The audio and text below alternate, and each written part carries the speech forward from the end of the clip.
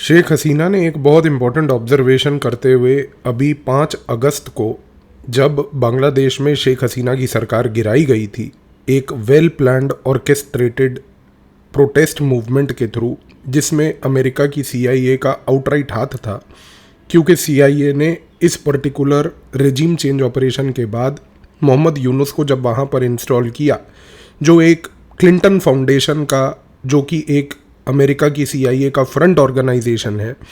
जिसके थ्रू वो regime change करके स्कॉलर्स जो प्रोड्यूस करते हैं उनको अलग अलग पोजीशंस में वर्ल्ड के इकोनॉमिक ऑर्गेनाइजेशंस में प्लेस करते हैं, जो चीज़ वो भारत में भी एक टाइम पर पहले कर चुके थे। वही मॉडल के तहत उन्होंने मोहम्मद यूनुस को वहाँ पर पहली बात तो इंस्टॉल किया। उसके बाद मोहम्मद यूनुस की सरकार चलती रही। अमेरिका ने अपने तरीके से एक रेजिम स्क्रिप्ट लिखी, और स्क्रिप्ट लिखने के बाद जिस प्रकार से बांग्लादेश में इवेंचुअल चुनाव हुए, तारिक रहमान का इवेंचुअल वहाँ पर विक्टर होना, और विक्टोरियस होने के बाद जिस तरीके की सरकार चल रही है आज, जमाते इस्लामी हो बांग्लादेश में या बांग्लादेश के अंदर जिस प्रकार से अन्य पार्टियों का रूल हो, एक चीज़ फैक्ट है कि बांग्लादेश के लोग त्रस्त हो चुके हैं। त्रस्त होने का सबसे बड़ा कारण है कि बांग्लादेश में शेख हसीना के रेजिम और रूल के टाइम पर बांग्लादेश के लोगों ने पहली बार फ्रूट्स ऑफ इकोनॉमिक ग्रोथ को एक्सपीरियंस किया था। बांग्लादेश, जो विश्व में हमेशा से एक बैकवर्ड नेशन, बीमारू देश माना जाता था, उसने शेख हसीना के टाइम पर जिस प्रकार से इकोनॉमिक ग्रोथ करी, जिस प्रकार से वो इकोनॉमिक डेवलपमेंट के तहत बांग्लादेश ने विश्व में अपना एक टेक्सटाइल सेक्टर में नाम बनाया। आज ये कहना गलत नहीं होगा कि अगर आप ग्लोबल टेक्सटाइल ट्रेड को देखें तो बांग्लादेश और वियतनाम ने इंडिया को बहुत पीछे छोड़ दिया है। और आज बांग्लादेश जिस मुकाम पर है, उस मुकाम पर जिस तरीके से बांग्लादेश ने अपनी टेक्सटाइल इंडस्ट्री को पोजीशन किया, उस टेक्सटाइल इंडस्ट्री के तहत उसने जिस तरीके से ग्रास रूट लेवल पर जॉब क्रिएशन किया, ये सारे इकोनॉमिक फ्रूट्स ऑफ डेवलपमेंट जो बांग्लादेश के लोगों ने प्राप्त किए थे, जिसकी वजह से बांग्लादेश एक प्रॉस्पेरिटी की रेजिम में गया था। और इस प्रॉस्पेरिटी की रेजिम के तहत बांग्लादेश ने जिस तरीके से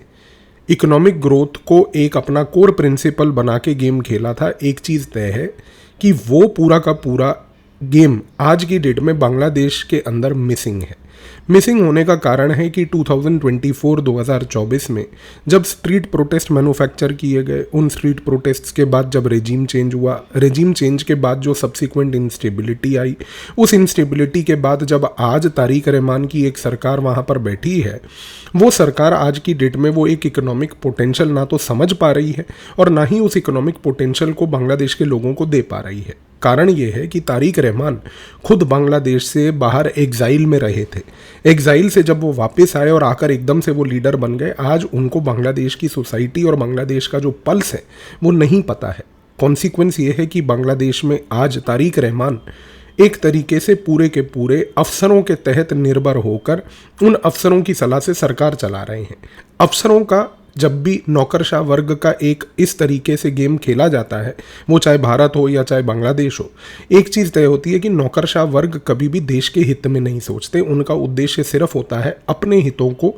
बेसिकली पॉलिटिशियंस के थ्रू फुलफिल करना। भारत कई स्थानों पर आज भी अनफॉर्चुनेटली इस परिस्थिति को देख रहा है, जहां जहां पर नौकरशाह देश को इस तरीके से बर्बाद करने में लगे हैं। यही चीज़ बांग्लादेश में कलेक्टिव लेवल पर एक बड़े स्केल हो रही है। उसका कारण ये है क्योंकि बांग्लादेश में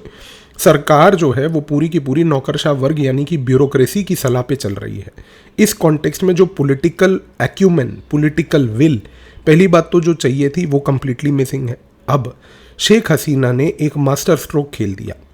मास्टर स्ट्रोक इसलिए था क्योंकि तारिक रहमान बहुत लंबे समय से भारत को ब्लेम कर रहा था ये कह के कि आप अगर शेख हसीना को अपने पास रखेंगे तो यहाँ पर एक चीज़ स्पष्ट है कि शेख हसीना के भारत में रहने से भारत और बांग्लादेश के रिश्तों में और संबंधों में किसी प्रकार की ऊंच नीच हमेशा रहेगी, क्योंकि हम नहीं चाहते कि एक ऐसे लेडी को आप अपने टेरिटरी में पना दें जिनके ऊपर कुछ कार्रवाई और चार्जेस हमारे बांग्लादेश में चल रहे हैं। बांग्लादेश ने भारत को बार बार शेख हसीना की एक्स्ट्राडिशन करने के लिए मांग करी। भारत ने एक्स्ट्राडिशन की रिक्वेस्ट को बार बार बोला कि हम कंसिडर कर रहे हैं। इस कंसिडरेशन के प्रोसेस में भारत की external intelligence agency research and analysis wing ने साइलेंटली जो पिछले 2 साल से अपने कार्य को बांग्लादेश में किया, उसका खमियाजा आपने 5 अगस्त को अभी देखा। 5 अगस्त को शेख हसीना ने पहली बात तो खुद ही अनाउंस कर दिया, भारत के बिना बोले, कि वो अब पहली बात तो बांग्लादेश जाने के लिए दिसंबर में तैयार हैं। अब देखिए 2 पॉसिबिलिटीज़ हैं। पहली बात, अब अगर शेख हसीना ने खुद ये पब्लिकली पूरे वर्ल्ड के सामने अनाउंस कर दिया कि वो वापस जाने के लिए तैयार हैं, तो तारिक रहमान अब एक ट्रैप में फंस गए हैं। अब अगर वो शेख हसीना को आने से रोकते हैं तो इस केस में उनकी पूरे बांग्लादेश में बदनामी होगी, ये कह के कि अगर वो बांग्लादेश की लीडर वापस आना चाह रही थी, आपने उनको रोका, और इस कॉन्टेक्स्ट में अगर आप रोक रहे हैं तो कहीं ना कहीं आप तानाशाह हैं। और दूसरी बात, अगर इस मोमेंट पर शेख हसीना वापस जाती हैं, जो कि वो जाने वाली हैं और जाएंगी ही, जैसे ही शेख हसीना वापस जाती हैं, एक चीज़ स्पष्ट हो जाएगी कि शेख हसीना के वापस जाते ही अगर किसी प्रकार से तारिक रहमान ने जुडिशरी पे प्रेशर डाल के जुडिशरी को कहीं ना कहीं, क्योंकि देखिए ये इंडिपेंडेंस ऑफ जुडिशरी एक मिथ होता है किसी भी देश में, मैं उसके बारे में चर्चा नहीं करना चाहता, लेकिन अगर मान लीजिए जुडिशरी के प्रेशर पे डालकर तारिक रहमान ने शेख हसीना को किसी प्रकार की कोई कार्रवाई में ट्रैप करने की कोशिश करी, तो शेख हसीना के फेवर में सिंपथी जाएगी। तीसरी सबसे महत्वपूर्ण चीज़ वो ये है कि भारत की एक्सटर्नल इंटेलिजेंस एजेंसी बड़े लंबे अरसे से, लगभग पिछले 1.5 से 2 साल से ग्रास रूट लेवल पर बहुत अग्रेसिव काम कर रही है। पहली बात, आप शेख हसीना का जब रेजिम चेंज हुआ था तो उसको भारत की इंटेलिजेंस ने किस नज़रिए से देखा था? सबसे पहले उन्होंने ये नज़रिए से देखा था कि जो टॉप लेवल लीडरशिप है उस पूरी लीडरशिप को डिसमेंटल करके या तो उसको देश से बाहर, और जो देश में बचे थे टॉप लेवल के लोग उनको अरेस्ट कर लिया गया था।